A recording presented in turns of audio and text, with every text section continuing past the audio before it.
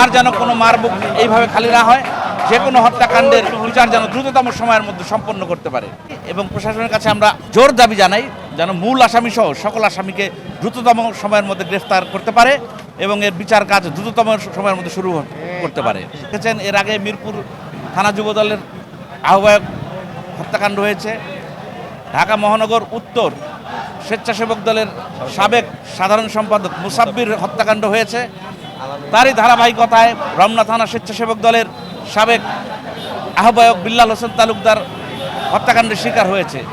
আমরা চাই আর যেন কোনো ত্যাগী নেতাকর্মী যারা রাজপথে ছিল, এই যে বিল্লাল হোসেন তালুকদার দীর্ঘদিন তার বিগত 20 বছরে দীর্ঘদিন সে কারাভোগ করেছে, অসংখ্য শতাধিক মামলার আসামি, এবং সে বারবার কারা নির্যাতিত নেতা, রিমান্ডে তাকে বারবার নির্যাতন করা হয়েছে।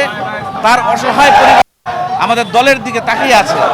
আমরা চাই এই ধরনের ত্যাগী রাজপথের নেতাকর্মী যাতে আর কখনো কোনো বৈষম্য বা কোনো হত্যাকাণ্ডের শিকার না হয়।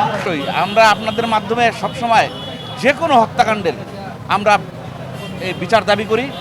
এই বাগেরহাটের তানুসহ সকল হত্যাকাণ্ডের আমরা বিচার দাবি করি এবং দ্রুততম সময়ের মধ্যে এই বিচারগুলি যেন সম্পন্ন হয়, আমরা সেই দাবি আপনাদের মাধ্যমে জানাচ্ছি।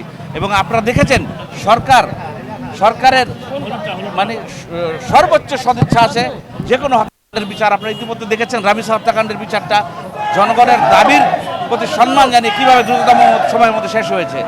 তাই আমরা আপনাদের মধ্যে জোর দাবি জানাই, সরকারের কাছেও জোর দাবি জানাই আর যেন কোনো মারবুক এইভাবে খালি না হয়, যে কোনো হত্যাকাণ্ডের বিচার যেন দ্রুততম সময়ের মধ্যে সম্পন্ন করতে পারে।